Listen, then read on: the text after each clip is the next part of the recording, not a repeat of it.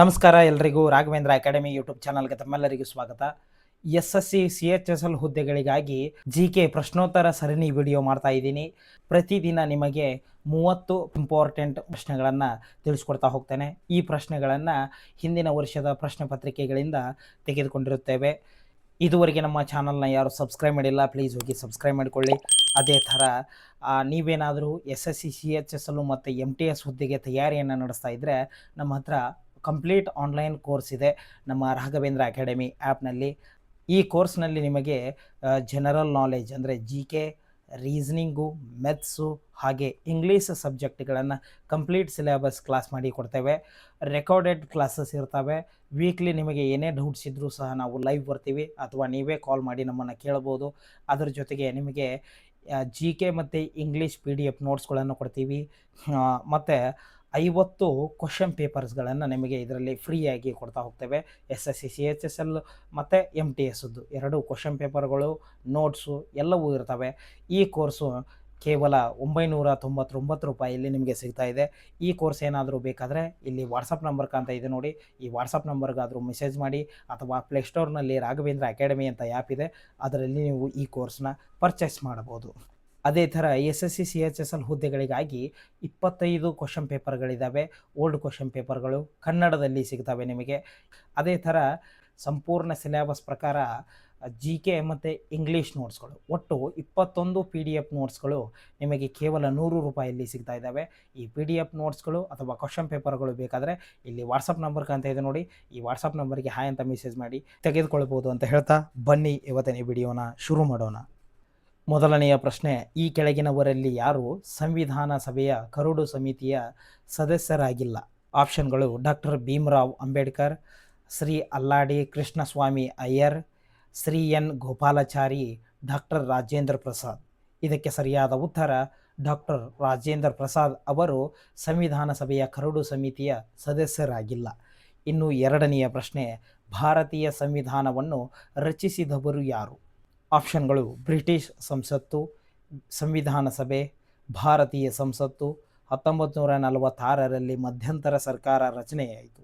ಇದಕ್ಕೆ ಸರಿಯಾದ ಉತ್ತರ ಭಾರತೀಯ ಸಂವಿಧಾನವನ್ನು ರಚಿಸಿದವರು ಸಂವಿಧಾನ ಸಭೆ.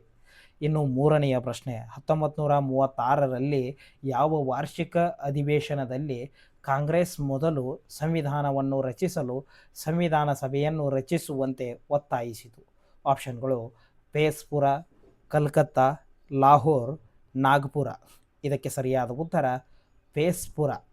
ಇನ್ನು ನಾಲ್ಕನೆಯ ಪ್ರಶ್ನೆ, 42ನೇ ಸಂವಿಧಾನಿಕ ತಿದ್ದುಪಡಿಯ ಮೂಲಕ ಸಂವಿಧಾನದ ಪೀಠಿಕೆಗೆ ಈ ಕೆಳಗಿನ ಪದಗಳನ್ನು ಸೇರಿಸಲಾಗಿದೆ. ಅಂದರೆ 42ನೇ ಸಂವಿಧಾನಕ ತಿದ್ದುಪಡಿ ಮಾಡುವ ಮೂಲಕ ಈ ಕೆಳಗಿನ ಯಾವ ಪದಗಳನ್ನು ಸೇರಿಸಲಾಗಿದೆ ಅಂತ ಪ್ರಶ್ನೆ.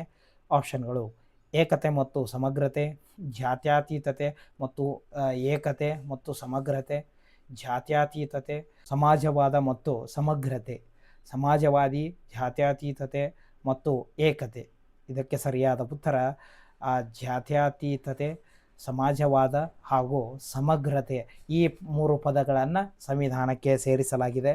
ಇನ್ನು ಐದನೆಯ ಪ್ರಶ್ನೆ, ಈ ಕೆಳಗಿನವುಗಳಲ್ಲಿ ಯಾವುದು ಭಾರತೀಯ ಸಂವಿಧಾನದ ಲಕ್ಷಣವಲ್ಲ? ಆಪ್ಷನ್ಗಳು: ಲಿಖಿತ ಸಂವಿಧಾನ, ಜಾತ್ಯತೀತ ಮತ್ತು ಪ್ರಜಾಪ್ರಭುತ್ವ ಗಣರಾಜ್ಯ, ಹೆಚ್ಚು ಹೊಂದಿಕೊಳ್ಳುವುದು, ಸರಕಾರದ ಸಂಸದೀಯ ವ್ಯವಸ್ಥೆ. ಇದಕ್ಕೆ ಸರಿಯಾದ ಉತ್ತರ ಹೆಚ್ಚು ಹೊಂದಿಕೊಳ್ಳುವ. ಇದು ಸಂವಿಧಾನದ ಲಕ್ಷಣವಲ್ಲ. ಇನ್ನು ಆರನೆಯ ಪ್ರಶ್ನೆ, ಭಾರತದಲ್ಲಿ ನ್ಯಾಯಾಂಗವು ಡ್ಯಾಶ್ ಆಗಿದೆ? ಆಪ್ಷನ್ಗಳು: ಸ್ವತಂತ್ರವಾಗಿದೆ, ಕೇಂದ್ರ ಸರ್ಕಾರದ ಅಡಿಯಲ್ಲಿದೆ, ಸಂಸತ್ತಿನ ಅಡಿಯಲ್ಲಿದೆ, ಅಧ್ಯಕ್ಷರ ಅಡಿಯಲ್ಲಿದೆ.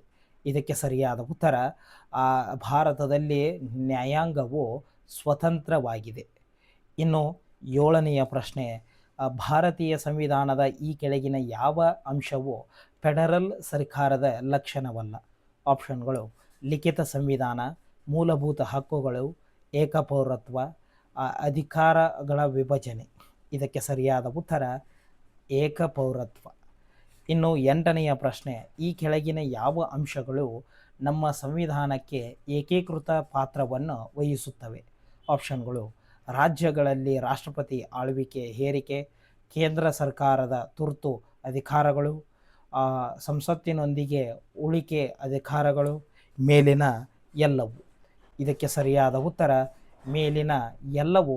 9ನೆಯ ಪ್ರಶ್ನೆ, ಸಂಸದೀಯ ಸರ್ಕಾರ ವ್ಯವಸ್ಥೆಯಲ್ಲಿ ಈ ಕೆಳಗಿನವರಲ್ಲಿ ಯಾರು ನಿಜವಾದ ಕಾರ್ಯಕಾರಿ ಅಧಿಕಾರವನ್ನು ಚಲಾಯಿಸುತ್ತಾರೆ? ಆಪ್ಷನ್ಗಳು: ಅಧ್ಯಕ್ಷರು, ಸುಪ್ರೀಂ ಕೋರ್ಟ್, ಸಂಸತ್ತು, ಕ್ಯಾಬಿನೆಟ್. ಇದಕ್ಕೆ ಸರಿಯಾದ ಉತ್ತರ ಸಂಸತ್ತು. ಇನ್ನು 10ನೆಯ ಪ್ರಶ್ನೆ, ಸಂಸದೀಯ ಸರ್ಕಾರ ವ್ಯವಸ್ಥೆಯಲ್ಲಿ ಕಾರ್ಯಾಂಗದ ಮುಖ್ಯಸ್ಥರು ಡ್ಯಾಶ್ ಆಗಿದ್ದಾರೆ. ಆಪ್ಷನ್ಗಳು: ಎಲ್ಲ ಅಧಿಕಾರಗಳನ್ನು ಹೊಂದಿದೆ, ನಾಮಮಾತ್ರ ಅಧಿಕಾರಗಳನ್ನು ಹೊಂದಿದೆ, ಹೆಚ್ಚಿನ ಅಧಿಕಾರಗಳನ್ನು ಹೊಂದಿದೆ, ಪ್ರಧಾನಮಂತ್ರಿಗಿಂತ ಹೆಚ್ಚಿನ ಅಧಿಕಾರ ಹೊಂದಿದೆ. ಇದಕ್ಕೆ ಸರಿಯಾದ ಉತ್ತರ ನಾಮಮಾತ್ರ ಅಧಿಕಾರವನ್ನು ಹೊಂದಿದೆ. 11ನೆಯ ಪ್ರಶ್ನೆ, ಸಂಸದೀಯ ಪ್ರಜಾಪ್ರಭುತ್ವದಲ್ಲಿ ಪ್ರಧಾನಮಂತ್ರಿಗಳು ಇತರ ಮಂತ್ರಿಗಳಿಗಿಂತ ಹೆಚ್ಚು ಶಕ್ತಿಶಾಲಿ ಡ್ಯಾಶ್. ಆಪ್ಷನ್ಗಳು: ಸಮಾನರಲ್ಲಿ ಮೊದಲನೆಯವರು, ಎಲ್ಲ ಮಂತ್ರಿಗಳು ಒಂದೇ ಆಗಿರುತ್ತಾರೆ, ಎ ಮತ್ತು ಬಿ ಎರಡೂ, ಮೇಲಿನ ಯಾವುದೂ ಅಲ್ಲ. ಇದಕ್ಕೆ ಸರಿಯಾದ ಉತ್ತರ ಸಮಾನರಲ್ಲಿ ಮೊದಲನೆಯವರಾಗಿರುತ್ತಾರೆ.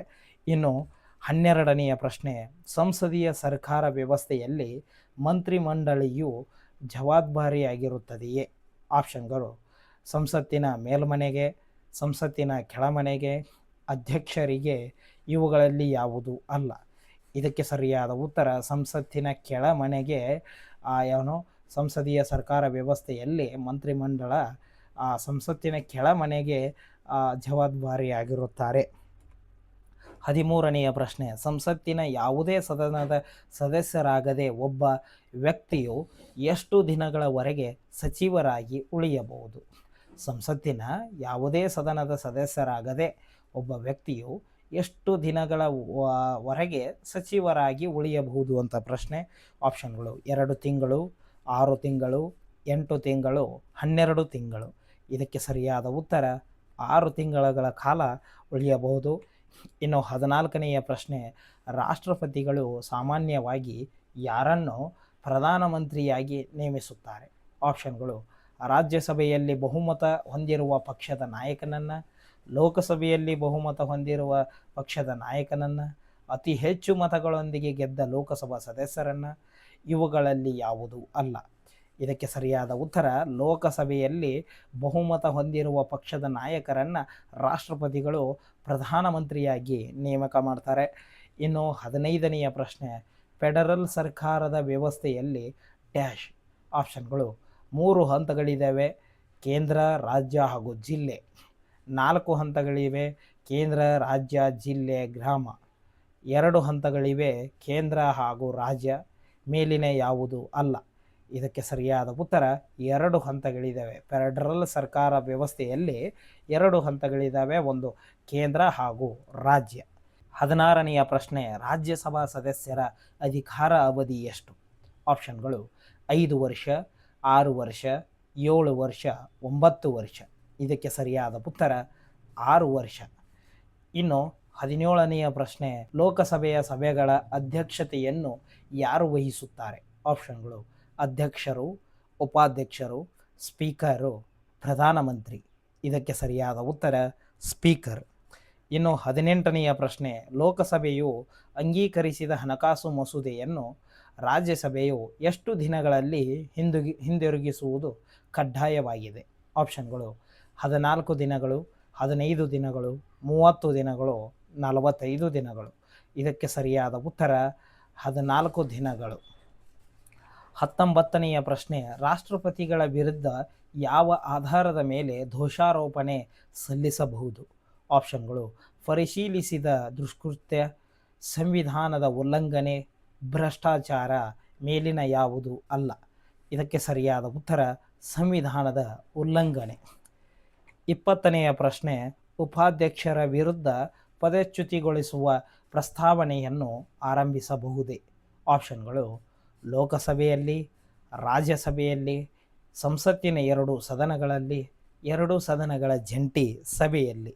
ಇದಕ್ಕೆ ಸರಿಯಾದ ಉತ್ತರ ರಾಜ್ಯಸಭೆಯಲ್ಲಿ ಉಪಾಧ್ಯಕ್ಷರ ವಿರುದ್ಧ ಪದಚ್ಯುತಿಗೊಳಿಸುವ ಪ್ರಸ್ತಾವನೆಯನ್ನು ಆರಂಭಿಸಬಹುದು ಅಥವಾ ಸಲ್ಲಿಸಬಹುದು.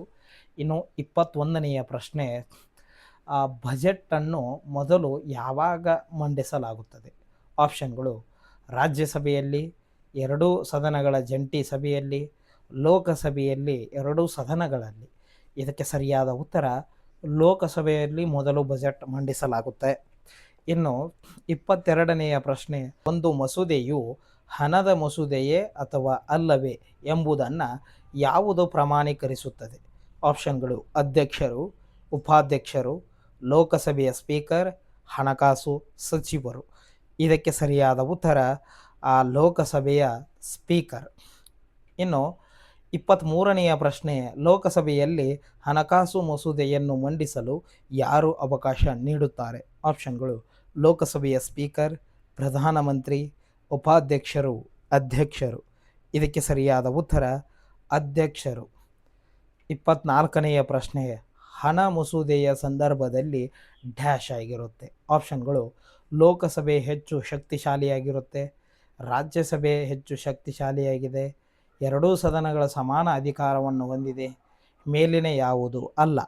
ಇದಕ್ಕೆ ಸರಿಯಾದ ಉತ್ತರ ಲೋಕಸಭೆ ಹೆಚ್ಚು ಶಕ್ತಿಶಾಲಿಯಾಗಿರುತ್ತೆ ಹಣ ಮಸೂದೆಯ ಸಂದರ್ಭದಲ್ಲಿ. ಇನ್ನು 25ನೆಯ ಪ್ರಶ್ನೆ, ಸಿಂಧುವಿನ ಜನರು ಯಾರನ್ನು ಪೂಜಿಸುವುದಿಲ್ಲ?